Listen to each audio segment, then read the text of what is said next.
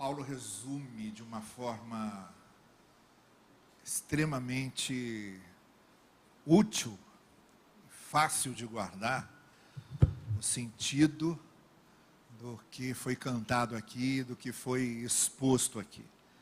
Quando ele escreve aos Coríntios dizendo: aquilo que eu recebi, eu passo para vocês. Que Cristo morreu por nossos pecados, segundo as Escrituras, foi sepultado e foi ressuscitado ao terceiro dia. Isso ele escreve na carta aos Coríntios, quando vai começar a falar sobre ressurreição.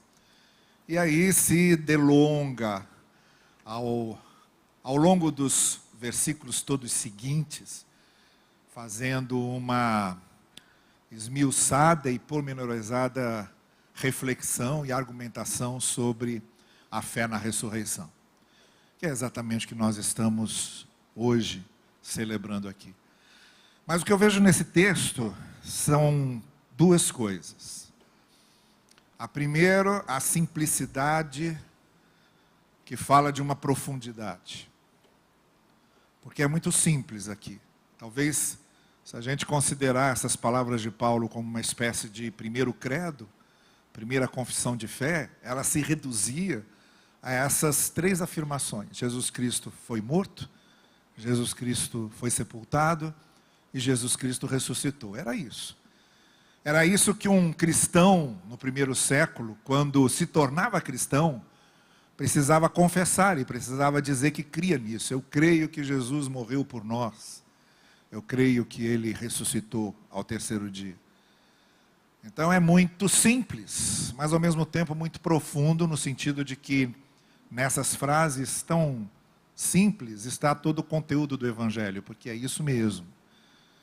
A crucificação era o mais cruel meio de punir criminosos. Eles eram pregados naquelas hastes horizontal e vertical, e eram deixados ali. Muitos levavam dias para morrer. A ideia era essa mesmo, ir morrendo aos poucos, e sofrendo aos poucos. Não era só morte, era tortura. Então, ao mesmo tempo em que eles eram torturados e deixavam-se ali que sofressem até a última gota de dor que tivessem, a punição continuava, porque depois deles morrerem na cruz, ainda eram deixados para que os animais comessem, para que as aves de rapina fossem pouco a pouco bicando os corpos, arrancando o olho, arrancando pedaços de pele. E tudo isso com um propósito, para que as pessoas que passassem pelas ruas olhassem para aquilo e vissem o que as ameaçava, muito especialmente no que se referia à autoridade de Roma.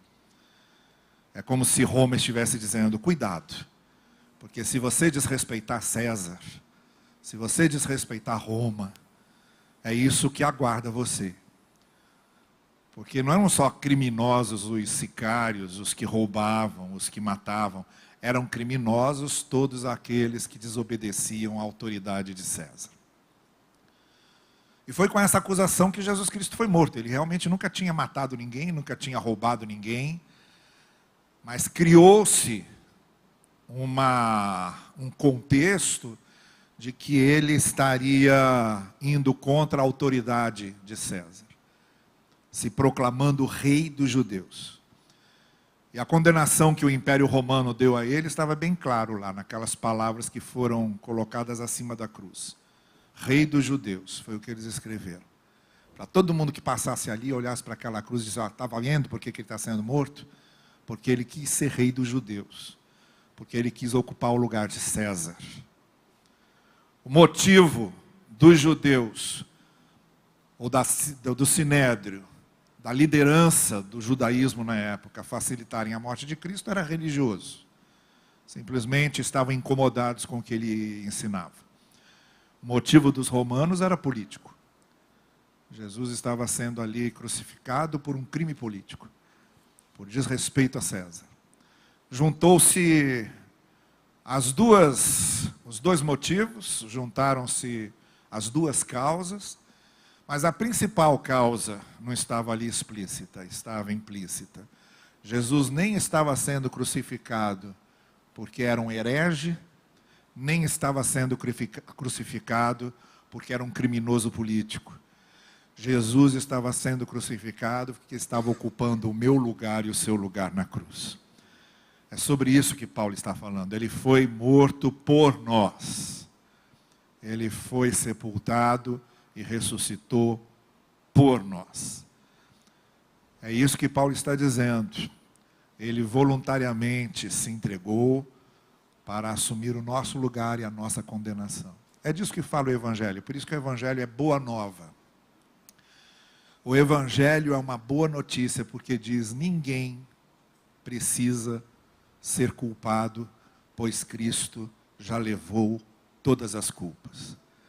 O Evangelho é boa nova porque ele diz: estamos libertados de qualquer culpa que caia sobre nós, porque Cristo já pagou o preço da nossa redenção. Ou como diz o apóstolo Paulo na carta aos Romanos: não há nenhuma condenação para aqueles que estão em Cristo Jesus. É disso que fala a ressurreição. É disso que fala a cruz e a ressurreição. E foi isso que foi cantado aqui.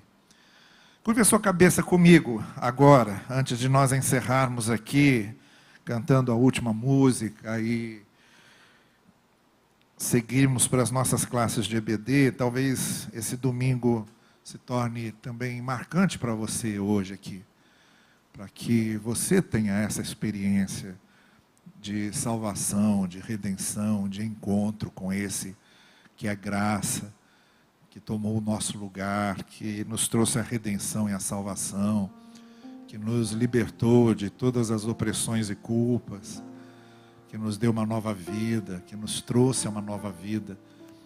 Nós hoje estamos falando de vida, porque Ele morreu por nós. Nós estamos falando de redenção, porque Ele deu a sua vida por nós. Estamos falando de perdão, porque Ele pagou o preço por nós. Estamos falando de ressurreição, porque Ele ressuscitou por nós. A gente fala de vida eterna, porque Ele deu a sua vida por nós. É disso que nós estamos falando. E foi para mim e foi para você. Se nessa manhã você está dizendo: eu creio nisso, eu confio que Jesus morreu por mim. Se você nunca fez isso, talvez hoje seja uma boa ocasião, um bom momento para fazer. Aproveitando esse contexto em que nós estamos aqui, aproveitando esse momento em que seu coração está sendo tocado por essa mensagem, aproveitando o fato de que estamos na presença dEle e da sua graça. Se você nunca fez isso, talvez seja o momento de você fazer agora, entregando o seu coração, entregando a sua vida e dizendo a Jesus: Senhor, eu preciso do teu perdão, da tua graça, da tua misericórdia, da tua transformação, da tua redenção. E se você está fazendo isso, eu quero orar por você, onde você estiver. Se nessa manhã você está dizendo: nessa manhã da ressurreição, eu creio que Jesus morreu e ressuscitou por mim. Nessa manhã da ressurreição, eu creio que Ele pode ressuscitar a minha vida, renovar a minha vida. Nessa manhã da ressurreição, eu creio que Ele pode vir comigo e transformar os meus caminhos. Nessa manhã da ressurreição, eu creio que Ele pode me dar vida de verdade. Se você crê nisso, eu quero orar por você agora. Então, onde você está aí sentado, levante a sua mão se você está dizendo: sim, eu creio e quero isso, que eu vou orar por você. Deus abençoe você. Mais alguém quer fazer isso? Deus abençoe. Sim, já vi sua mão. Deus abençoe você. Que bom. Há mais alguém que essa manhã está dizendo: sim, eu quero isso? Levante bem alto a sua mão para que eu possa ver. Deus abençoe lá atrás. Deus abençoe você. Que bom. Que bom. Graças a Deus. Senhor querido, aqui estão essas pessoas que estão confessando Jesus como seu Salvador e Senhor. Que Tu possas, de fato, dar a elas a certeza da Tua graça, do Teu perdão e da Tua misericórdia. Nós te pedimos que isso, de fato, hoje, nesse dia em que comemoramos a ressurreição do Senhor Jesus, te pedimos que hoje seja o dia e o momento marcante para todos eles.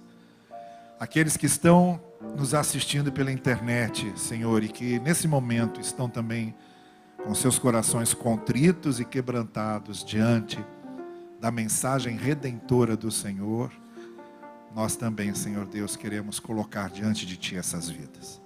Onde estiverem, que seus corações sejam fortalecidos pela certeza de que Cristo morreu e ressuscitou por eles também. Nós oramos no precioso nome de Jesus Cristo, nosso Senhor e Salvador. Amém. Amém.